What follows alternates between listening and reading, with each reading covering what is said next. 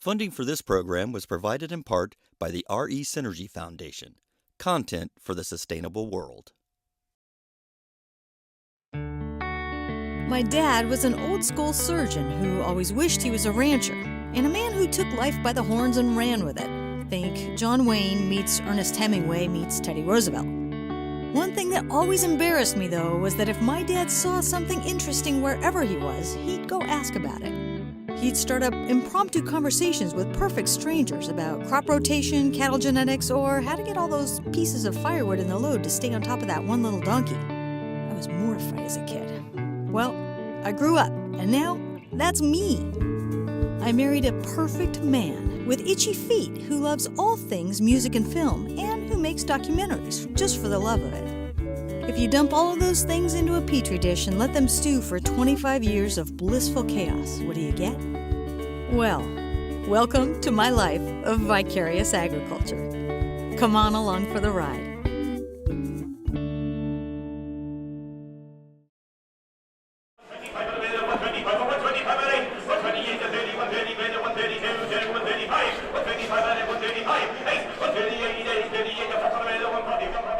I'm Drew Patrick. I'm one of the senior auctioneers here at Hexham Auction Mart. I predominantly sell store cattle and the breeding sheep. So today I'll be selling the mule ewe lambs, and then my colleague Chris Armstrong will be selling the hill lambs, so the Blackface lambs, and then the Suffolk cross and the Texel cross lambs. Okay, now this is one thing that very much confuses me sometimes, is that there's 4-ish Blackface sheep that I've seen, Yep. and then they have a mule which is a cross, but is it a specific breed, or is it just kind of something in the middle? in the UK we have like your hill animals, so your breeds like your Blackfaces. We have your Scottish Blackfaces, your Northumberland Blackface, and then you have the Swaledales as well, predominantly in Cumbria and Yorkshire.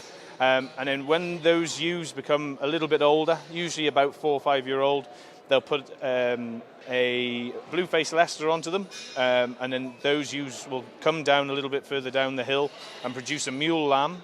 So these mule lambs then are sold to lowland farmers, and these are used, obviously a maternal breed. The lowland farmer will put a terminal sire onto these, which will be, for example, your Suffolk, your Texel, your Beltex, to get a fat lamb out of. Okay, so the purpose is meat, but meat Yes. and to extend the life of productivity for this animal, right? Yeah, so these are all just maternal lines. So a mule is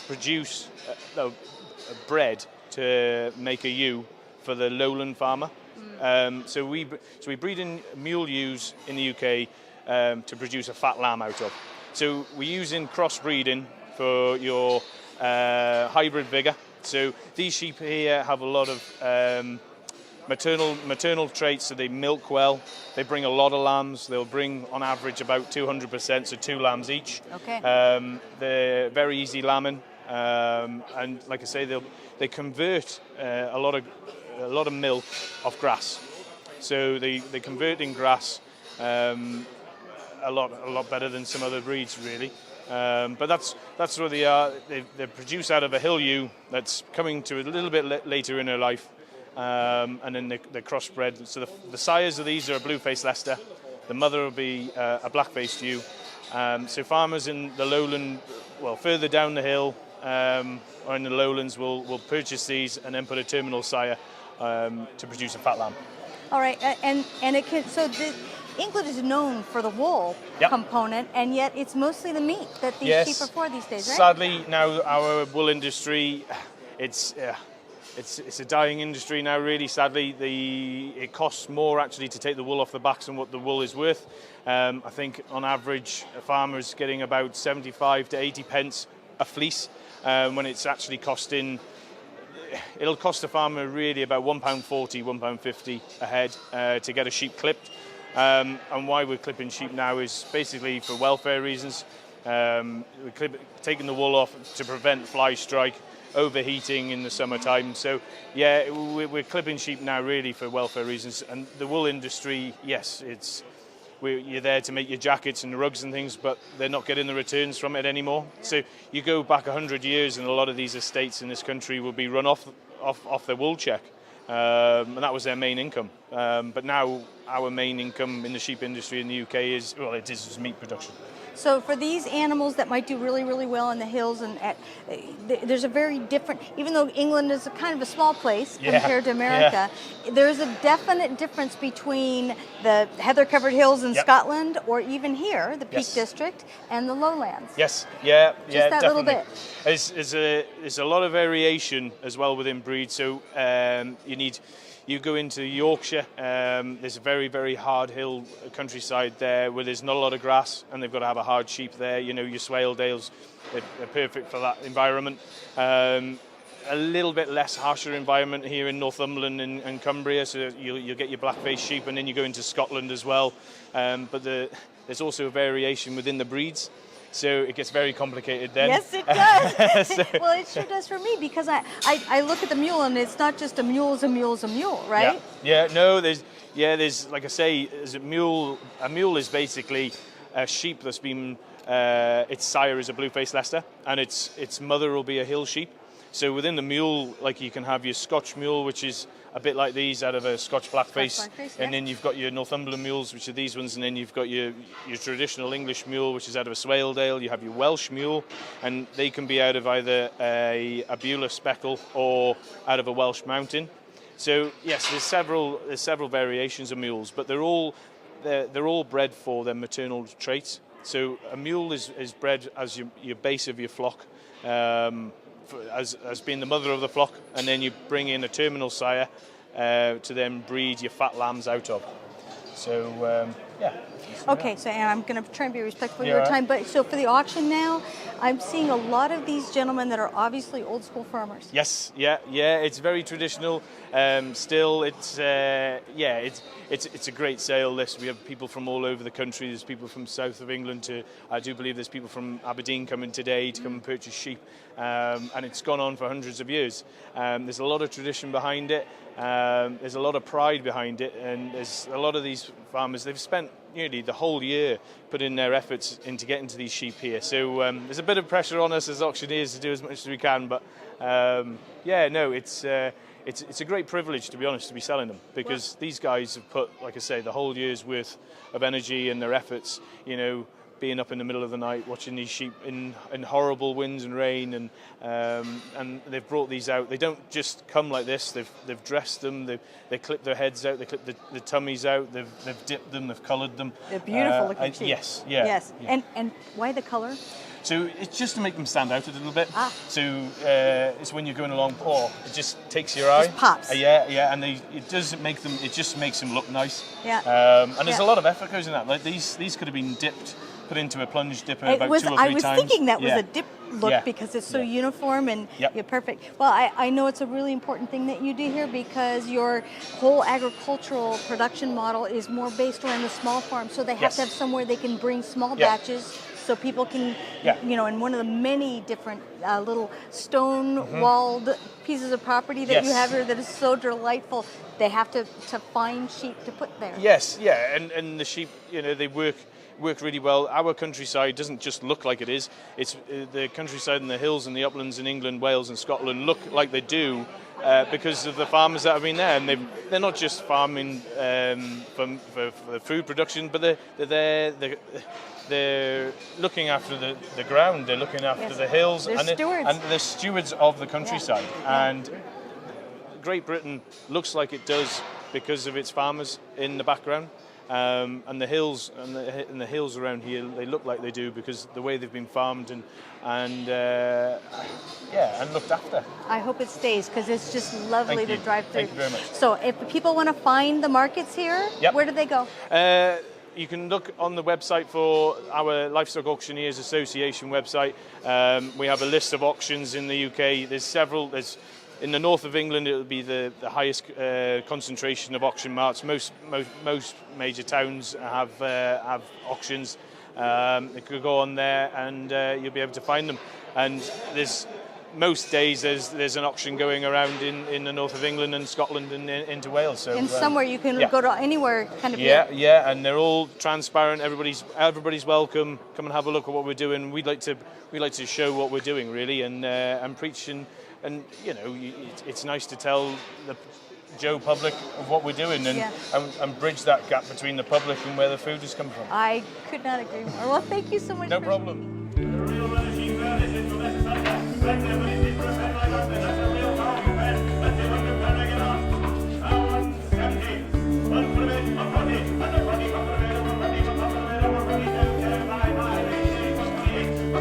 Would you introduce yourself as we go? Certainly, I'm Chris Armstrong, one of the auctioneers here at Hexham and Northern Marts in Northumberland. I've been here for 25 years, born and bred on the Northumbrian Hill Farm, further north in the county. It's a gorgeous area. It is very much a very picturesque area of the country, and one of the mainstays in the county from an agricultural perspective. Obviously, are sheep and cattle, and the breed that we're amongst now are the stem from the Scottish Blackface, but we like to refer to these as the Northumberland type Blackface, or more particularly the Hexham type Blackface, being in Hexham Mart. So this is our what you would call not perhaps native, but certainly specific to this part of the country.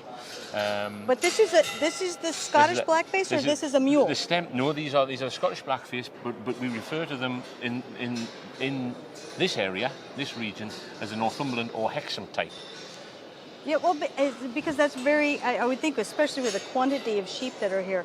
That's right. Specific areas of the country have specific needs and selection criteria, right? Particularly in the Blackface breed, which are the most popular hill breed of sheep in the country, in the UK. The Blackface is more prolific in Scotland, perhaps, than it is in England. But being in the north of England here, we do have a high concentration of these north of England or Hexham type Blackfaces. So what is it different about the Hexham type Blackface than the northern type? I mean, they're actually coming closer together now than they've ever been in the past. Traditionally, the Hexham type has always been a bigger, longer type. We perhaps have a slightly better fell ground than they do up in the Highlands of Scotland. A lot of these sheep today have stemmed from the Roman Wall, which is 10 miles north, Hadrian's Wall, which no doubt you've heard of, and a lot of that ground tends to be what we term bent land, which is bent is a white grass, which is it's slightly better for livestock than the heather. There's more feeding value in it, so it tends to be able to grow a bigger type of sheep. So that the north of England, or the Hexham type Blackface, has always been renowned for being a bigger, longer sheep. We pride ourselves on carcass, colours and coats. The carcass obviously is the body of the sheep. The colours, predominantly as you can see, refers to black, the black face and the black and white legs, and the coats obviously refers to the wool. Hexham type has always been a heavier, longer coat, but in latter years the coats have become denser and shorter and more akin to the cousins bred in Scotland. There's a lot of Scottish rams have been used as stock sires on this side of the border to great effect. So in terms of the specifics, say you have a breed organization, yes. Would this be a member of the Scottish Blackface breed organization, or is this like one of those questions that's a little politically challenged? No, we are within the Scottish Blackface Sheep Breeders, or the Blackface Sheep Breeders Society. There are, I think, 5 or 6 branches. The North of England branch being a one. There's the Perth branch. There's Newton Stewart, Stirling, various branches throughout Scotland, and each branch tends to have their traditional type. There's a very distinct difference between, let us say, the Perth type and the Lanark type, and then again the Lanark type and the Hexham type used to be quite far apart, and they're actually coming closer together now. We'll have examples of all types here today. There's some sheep that lean more towards the Scottish type of ram, whereas there's some that are more traditional. Yeah, I'm trying to identify them. It's very close, but it's different. For the untrained eye, it is difficult, but generally you're looking for a denser, shorter coat on the modern type, whereas the traditional type has a harder, longer coat. Okay, now that's kind of a thing that I'm assuming might be driven by the purpose of the animal, right? There's less wool is not at the premium it used to be, correct? Absolutely, yeah. Okay. I mean, wool costs to take off now. You don't take any profit from wool. You take it off the sheep as a welfare matter, as a kindness to the animal. Yep. If a sheep was to go unshorn for a year or two, it would become very heavy in winter, and if we were to get a fall of snow, which often we do, the sheep is then unable to travel in the dense, deep snow. But that concerns me somewhat in general in terms of the longevity of the breed itself, because if economics change with the wind these days, right? One right. factor comes in and something else changes. If you're actually changing your breeding perspective over an animal that's been around for hundreds of years, and you're kind of going away from the wool as a factor, does that harm the long-term benefit of this species to the general gene pool? Do you see what I'm asking? Because if you're saying I don't want wool, because wool's not valuable, and you're breeding for less wool, what happens when it comes back around again and wool's more expensive? I don't think wool will come back around again. Oh, don't say that. Not unless we see a big economic downturn and people have to go back to natural fibres over man-made. Sadly, the numbers of sheep on the fells are disappearing, and as a result, the shepherds that look after these sheep sadly are also disappearing too. Such a sad thing to me. Yeah. Well, once upon a time, and not very many years ago now, the two sales which have amalgamated today used to be run on two separate days, purely because of the volume of the sheep. The mule, which I think you've talked to my colleague about, it used to hold a day on its own, and the Blackface, again, was sold the next day. Numbers have depleted so that there are fewer sheep coming off the fells because there are other economic factors at play. There's been a big upsurge in late of obviously afforestation. There's a lot of impetus being put on the importance of planting trees, and it is the upland ground that has fallen foul of that. Well, where you grow a tree, you can't keep a yow or a cow. So the shepherds in the hills, in future years, I can see the main employer going away from agriculture and perhaps becoming forestry. We do have a lot of forestry in the county anyway, and they've always worked well hand in hand. But furthermore to that, and really a big driver behind the tree situation is the carbon offsetting.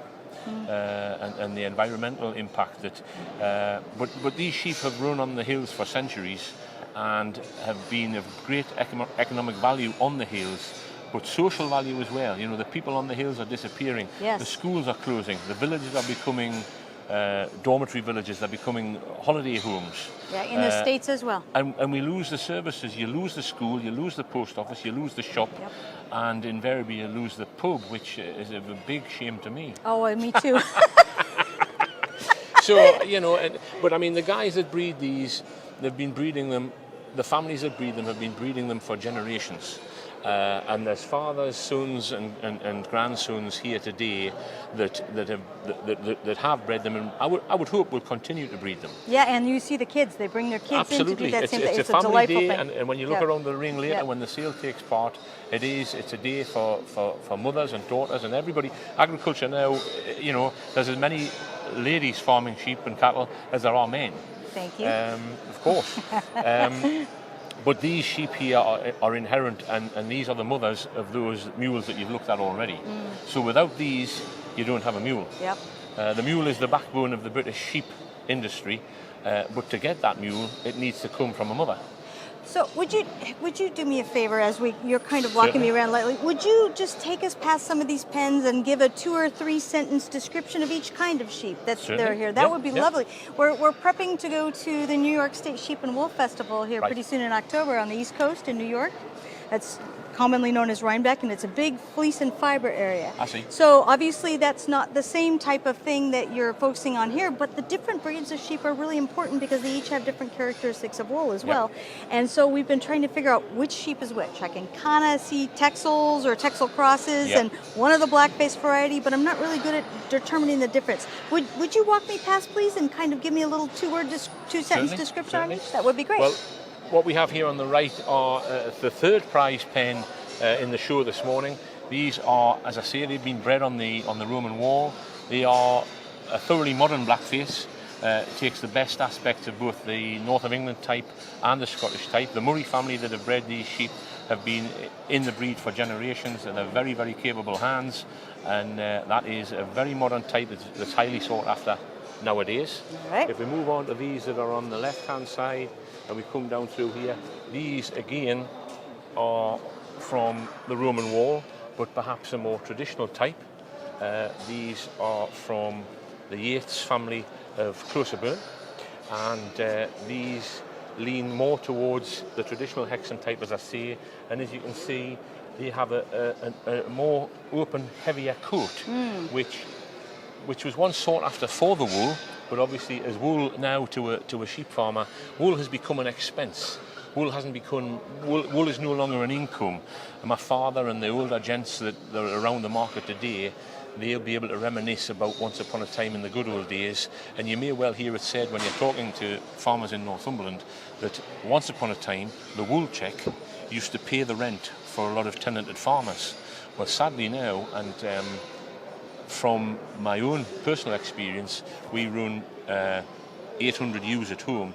It's cost us practically £1,600 to clip our sheep, and we'll get an income in the region of perhaps 400 or 500.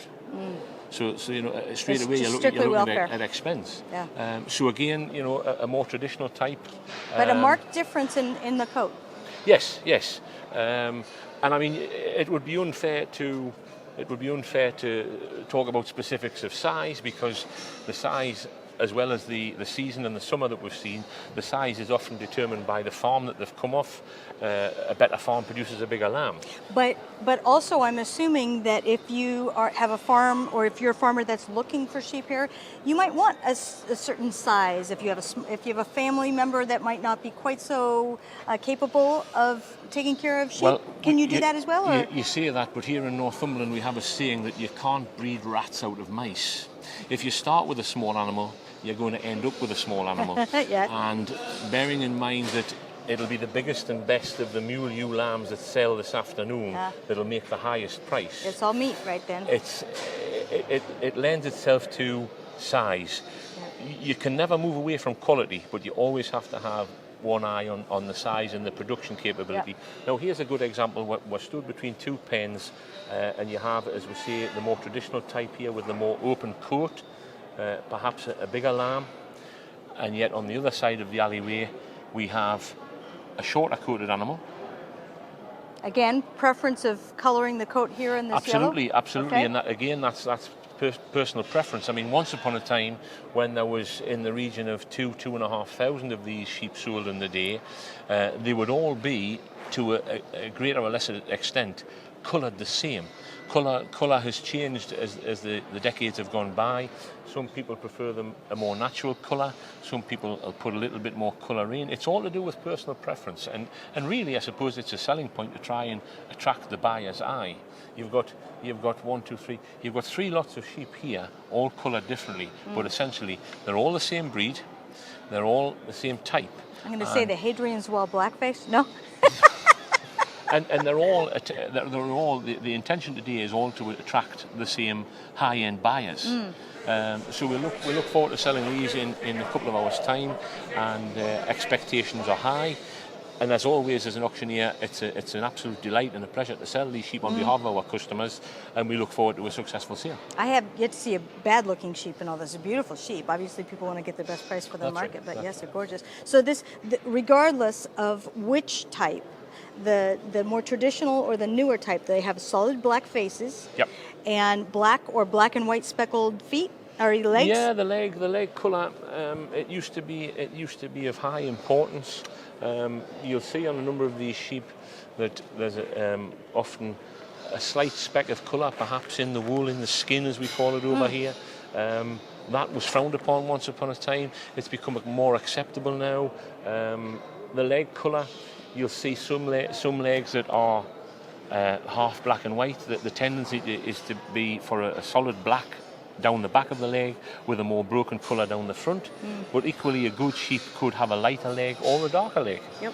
So it's all to do with personal preference. Yep. And my father would say that's a Roman nose on that animal, but that's not because of the wall, right? No, it's Sorry. I can see where you're coming from. I mean, when you look to the blue-faced Leicester, Yep. and certainly to an extent the Yep. mule, we would say they were more of a Roman nose. But the head on a black-faced sheep is very important because the head and the feet, Yep. they have to be able to walk and they have to be able to eat. Yep. If they can't walk to the grass and they can't eat it, they won't survive on Yep. the hill. If they can't find the young shoots amongst the heather, they'll flounder, you know. Yep. So, anyway, I must press on, but thank you very much for your All time. right. Thank you so Thank you. much. This No has been problem. wonderful. I really appreciate it.